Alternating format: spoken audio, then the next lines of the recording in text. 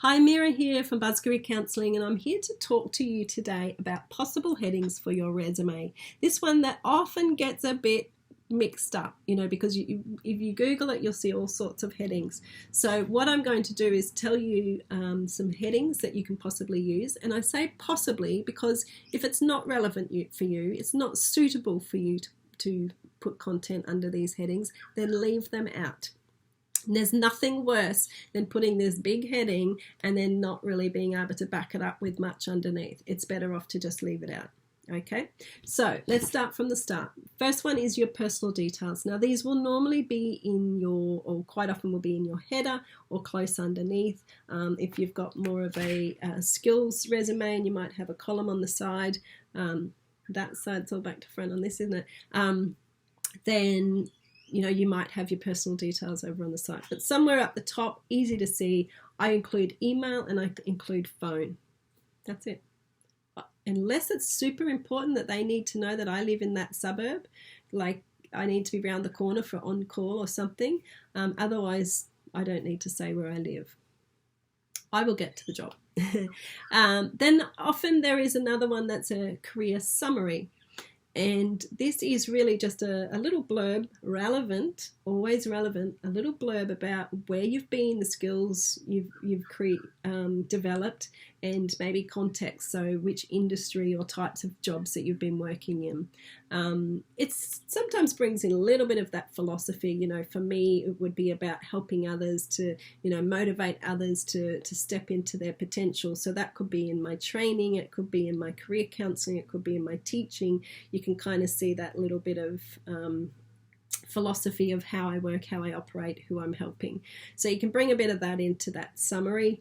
That's what I've been doing for the last, I would say 20 odd years or longer, 30 odd years, is that I've been helping people. Okay, there's a real core essence to what I've been doing.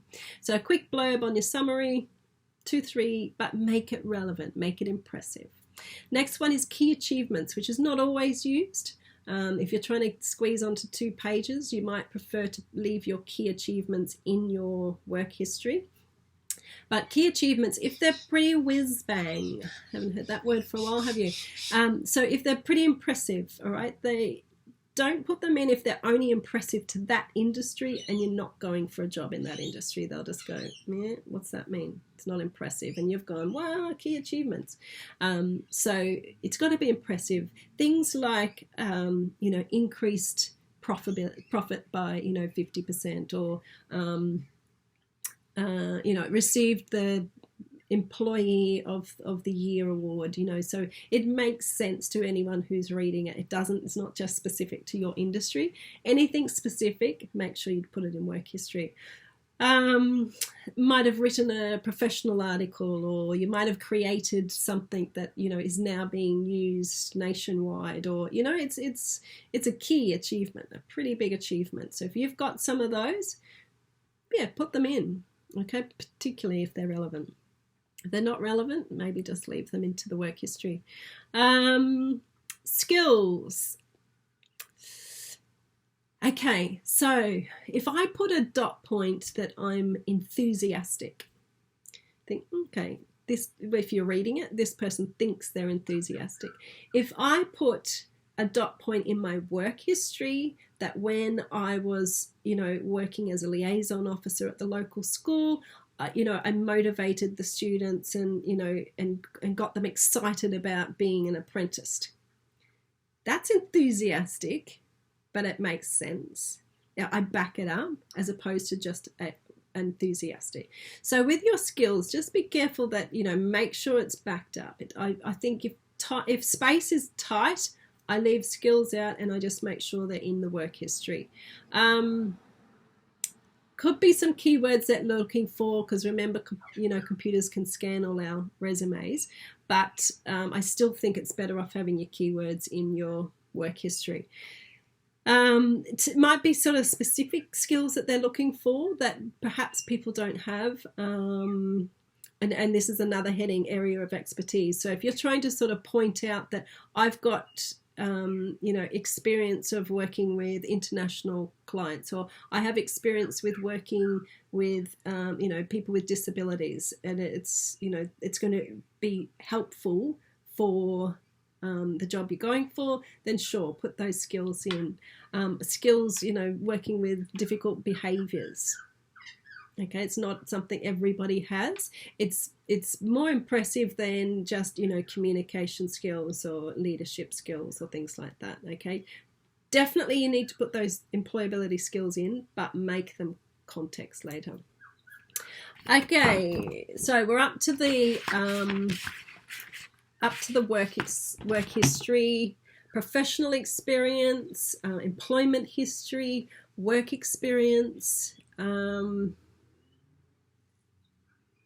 If you put work and employment, then it must be that. Okay, so unless you state that you're volunteering. So okay, so this is basically the big chunk of your resume. This is your experience. This is the jobs you've had. Job title first, bold. That stands out. Remember, 20-second scan. So job title first. Second one is where it is, so the name of the organization, and you want somewhere on there the date. Now, I don't put January unless there's absolutely some reason why you need to put the months in. I don't. It just is too much to read. I don't really care that you started in May instead of January, like I might assume. It does, it's not necessary. It's just too much information unless it makes sense with some sort of, leaving a particular job. So the year, so 2013 to 2018, that's fine. It tells me what you've been doing for those 5 years, and some dot points. Okay, be very concise, very clear. Use those now, bring in those skills: communication, leadership, teamwork, collaboration, digital skills. We run them off. Entrepreneurial, self-management. Bring those in to how you describe your tasks. Okay, so I'm prioritizing.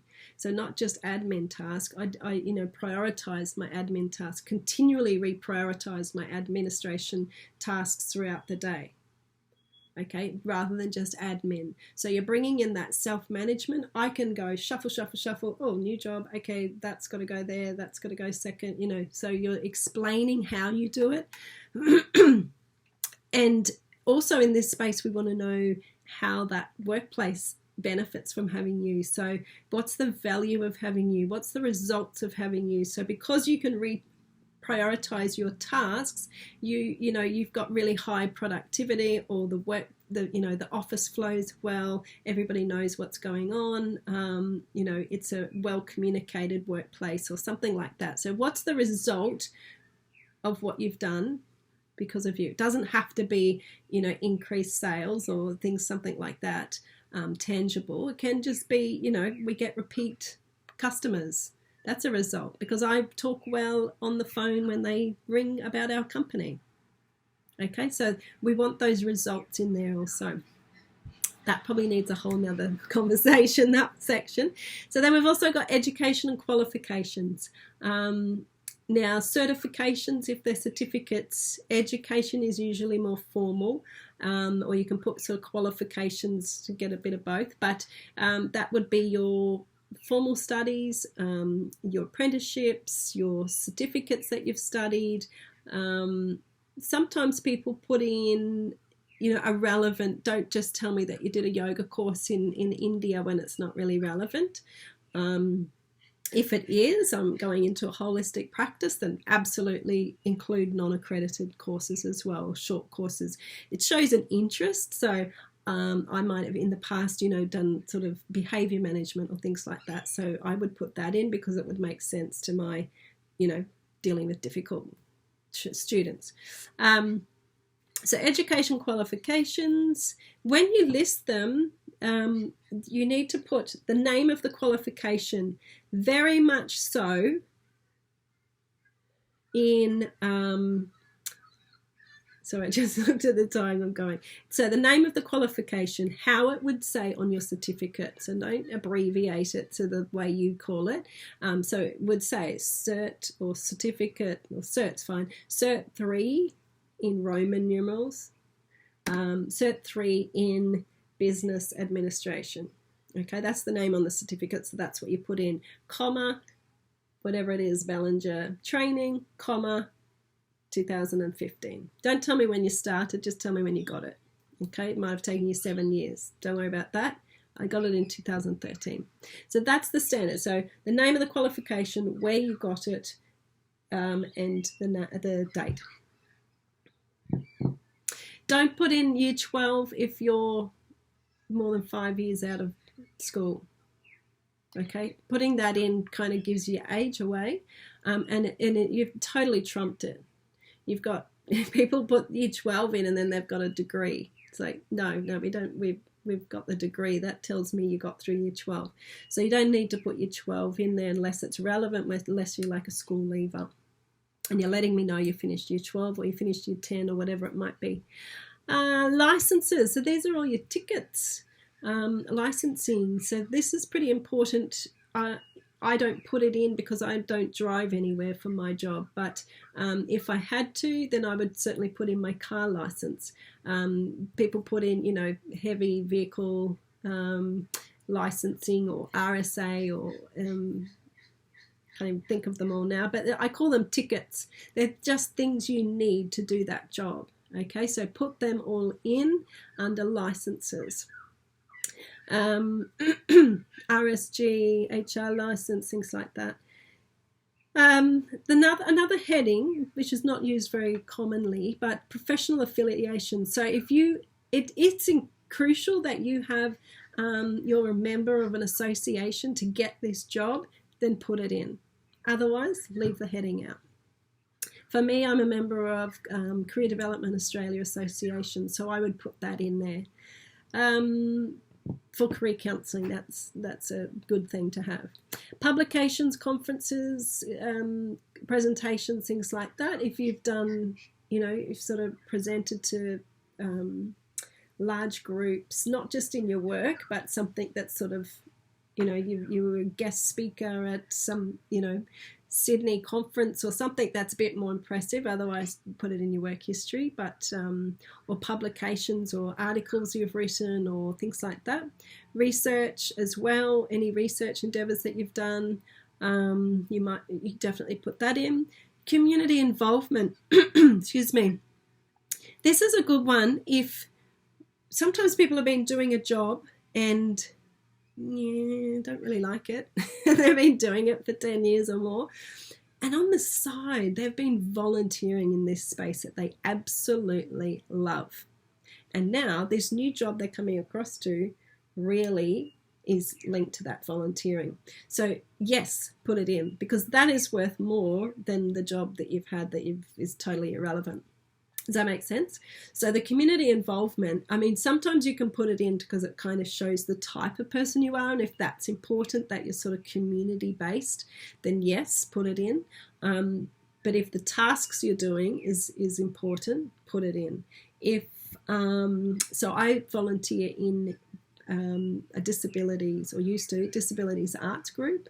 So if the disabilities section, I've used that community involvement in my resume because I was getting a job as an employment agency with disabilities. So it kind of linked up. Otherwise, you don't need to tell us that you're a member of every committee unless it's relevant or impressive. Volunteering is the same. Volunteering positions. So, community involvement, you might have been, the treasurer on a committee, and you're heading into finance, or you need that sort of structure. And if you're doing something for free, I think there's a fair chance that you potentially enjoy it, or you do it quite well because the committee wants you back every year. So yeah, if it makes sense, put it in. So community involvement and volunteering. Volunteering, even though you're not getting paid, you're still doing the tasks. So it's certainly worthwhile putting on if it makes sense for the job you're going for. Interests. Definitely if you're a school leaver and you haven't got much on your resume yet, put in your interest because it'll give us a bit of insight. Usually by the time we get to an end of a resume, we've got some idea in sort of the sort of person that you are. We should have. So only if interests. Only if it's totally and utterly relevant and there's nothing else mentioned about that in the resume yet. But otherwise I don't put interests on. Because it's more about, what that you like reading, unless you're going for librarian. But if you like reading, it's telling me that perhaps you're a quiet person. But apart from that, it's not really going to make much sense to what I'm doing, what you need to do in this new job. And last but not least, the very most important, referee. Yes, I put them on. Some people don't, but I do, because I think if they want to follow up, then it's there. You've done it. I think it's organisation. You don't want to be fluffing around going, oh, who am I going to get? Make sure they're still around. Make sure they're still their email or phone number you give. Make sure their phone number is accurate. Ring that referee that you might not have spoken to in a couple of years. Ring them and say, hey, I'm starting to apply for jobs again, so you might be contacted. These are the sort of jobs I'm going for. So referee, say their name, who they're attached to, which organisation they're attached to, and if they're no longer at your workplace, that's fine. Just say previously employed at, Bud's Career Counselling, because that's how I know them. But now they're over somewhere else, so that's okay. But yeah, check with them that they're okay for it. Always get permission. You should really have someone from your current place if you can, and it might not be the boss if they're not sort of aware that you're applying for something else, but at least a colleague or someone in your current workplace, and then someone else who's super duper impressive on explaining who you are in light of this job that you're going for. Okay, for me personally, I often change those when I'm going for different jobs, because I know this person will talk about my training, I know this person will talk about my organisation, this person will talk about my school. So, each person might say something different. Okay, judging on my voice, I think I've said enough. And they are some headings. I hope it helps you with your resume. Just scaffold it out and, keep work. Don't worry about page, what fits on where until the very, very end. Then you can maybe, sometimes I'll even drop out some of those headings and make sure I put it somewhere else in order for it to fit on 2 pages or to fit on 3 pages max. You certainly don't need to put all 15 headings in. That would just be far too many. Okay, so pick and choose what's good for you, and I hope that's helpful, and drop a comment in the underneath. I'd love to hear your feedback. All right, good luck. Thanks, bye.